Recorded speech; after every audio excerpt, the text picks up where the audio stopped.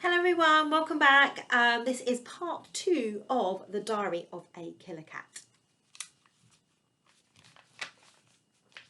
Saturday. I hate Saturday morning. It's so unsettling. All that fussing and door banging and have you got my purse? And where's the shopping list? And do we need cat food? Of course we need cat food. What else am I supposed to eat all week? Air? They were all pretty quiet today though. Ellie was sitting at the table carving Thumper a rather nice gravestone out of half a leftover cork floor tile. It said, "Thumper, rest in peace." "You mustn't take it round next door yet," her father warned her. "Not till they've told us Thumper's dead, at any rate." So some people are born soft. Her eyes brimmed with tears. "There goes next door now," Ellie's mother said, looking out of the window. "Which way is she headed? Towards the shops? Good. If we keep well behind, we can get Tuffy to the vet's without bumping into her." Tuffy? Vets? Ellie was even more horrified than I was. She threw herself at her father, beating him with her soft little fists. "Dad, no, you can't." I put up a far better fight with my claws. When he finally prized me out of the dark of the cupboard under the sink, his woolly was ruined and his hands were scratched and bleeding all over. He wasn't very pleased about that. "Come out of there, you great, fat, furry psychopath. It's only a flu jab you're booked in for, more's the pity." Would you have believed it? I wasn't absolutely sure. Neither was Ellie. So she tagged along. I was still quite suspicious when we reached the vet's. That is the only reason why I spat at the girl behind the desk. There was no reason on earth to write "handle with care" at the top of my case notes. Even the Thompson's Rottweiler doesn't have "handle with care" written on the top of his case notes. What's wrong with me? So I was a little rude in the waiting room. So what? I hate waiting. And I especially hate waiting stuffed in a wire cat cage. It's cramped, it's hot, and it's boring. After a few hundred minutes of sitting there quietly, anyone would start teasing their neighbours. I didn't mean to frighten that little sick baby gerbil half to death. I was only looking at it. It's a free country, isn't it? Can't a cat even look at a sweet little baby gerbil? And if I was licking my lips, which I wasn't, that's only because I was thirsty. Honestly, I wasn't trying to pretend I was going to eat it. The trouble with baby gerbils is they can't take a joke, and neither can anyone else round here. Ellie's father looked up from the pamphlet he was reading called Your Pet and Worms. "Oh, nice, very nice. Turn the cage round the other way, Ellie," he said. Ellie turned my cage round the other way. Now I was looking at the Fisher's Terrier. And if there's any animal in the world who ought to have "handle with care" written at the top of his case notes, it's the Fisher's Terrier. Okay, so I hissed at him. It was only a little hiss. You practically had to have bionic ears to hear it. And I did growl a bit. But you'd think he'd have a head start on growling. He's a dog. After all, I'm only a cat. And yes, okay, I spat a bit. But only a bit. Nothing you'd even notice unless you were waiting to pick on someone. Well, how was I to know he wasn't feeling very well? Not everyone waiting for the vet is ill. I wasn't ill, was I? Actually, I've never been ill in my life. I don't even know what it feels like. But I reckon even if I were dying, something furry locked in a cage could make an incy-wincy noise at me without my ending up whimpering and cowering and scrabbling to get under the seat to hide behind the knees of my owner. More a chicken than a Scotch terrier, if you want my opinion. Could you please keep that vile cat of yours under control? Mrs. Fisher said nastily. Ellie stuck up for me. He is in a cage. He's still scaring half the animals in here to death. Can't you cover him up or something? Ellie was going to keep arguing, I could tell, but without even looking up from his worm pamphlet, her father just dropped his raincoat over my cage, and if I were some mangy old parrot or something, and everything went black. No wonder by the time the vet came at me with her nasty long needle, I was in a bit of a mood.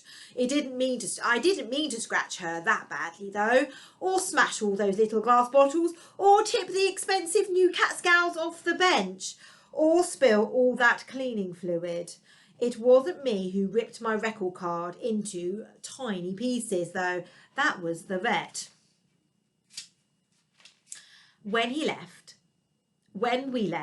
Ellie was in tears again. Some people are born soft.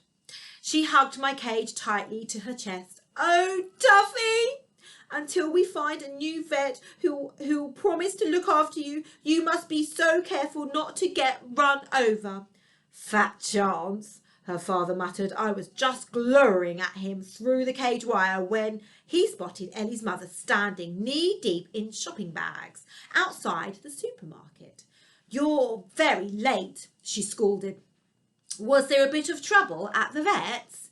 Ellie burst into tears. I mean, talk about wimp. But her father is made of sterner stuff. He'd just taken the most huge breath ready to snitch on me, when suddenly he let it out again. Out of the corner of his eye he spotted trouble of another sort. Quick, he whispered. Next door is just coming through the checkout. He picked up half the shopping bags. Ellie's mother picked up the rest. But before we could get away, next door had come through the glass doors.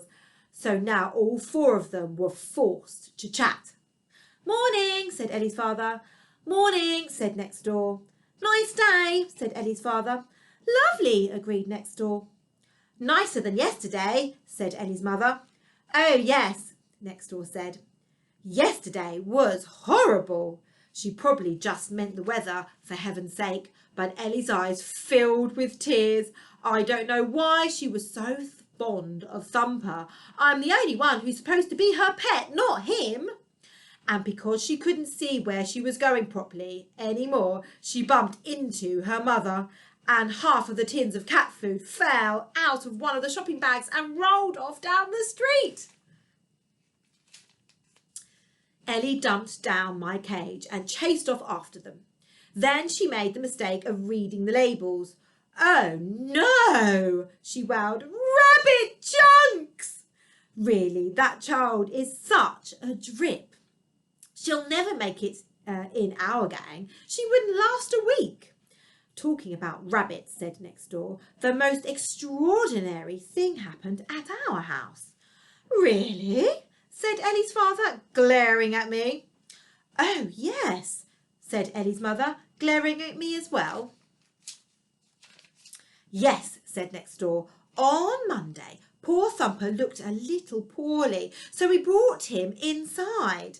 And on Tuesday he was worse, and on Wednesday he died. He was terribly old, and he had a happy life, so we didn't feel too bad about it. In fact, we had a little funeral and buried him in a box at the bottom of the garden. I'm staring up at the clouds now, and on Thursday he'd gone. Gone? Gone. Yes, gone. And all there was left of him was a hole in the ground and an empty box. Really? Good heavens! Ellie's father was giving me the most suspicious look. And then yesterday, next door went on, something even more extraordinary happened. Thumper was back again, all fluffed up nicely, and back in his hutch. Back in his hutch, you say? Fluffed up nicely? How strange! You have to hand it to them. They're good actors. They kept it up all the way home. What an amazing story! Oh, how on earth could it have happened? Quite astonishing. So strange. Till we were safely through the front door, and then, of course, the pair of them turned on me. Deceitful creature! Making us think you killed him, just pretending all along. I knew that cat could never have done it. That rabbit was even fatter than he is. You'd have thought they were all wanted to have murdered old Thumper, all except Ellie. She was sweet. Don't you dare pick on Tuffy, she told them. You leave him alone. I bet he didn't even dig poor Thumper up. I bet it was the Fraser, nasty vicious terrier, who did it. All Tuffy did was bring Thumper back to us so we can make sure he was buried again properly. He's a hero, a kind and thoughtful hero. She gave me a big soft squeeze. Isn't that right, Tuffy? I'm saying nothing, am I? I'm a cat, so I just sat and watched while they unnowed the cat flap. I hope you enjoyed the story. Take care. Bye.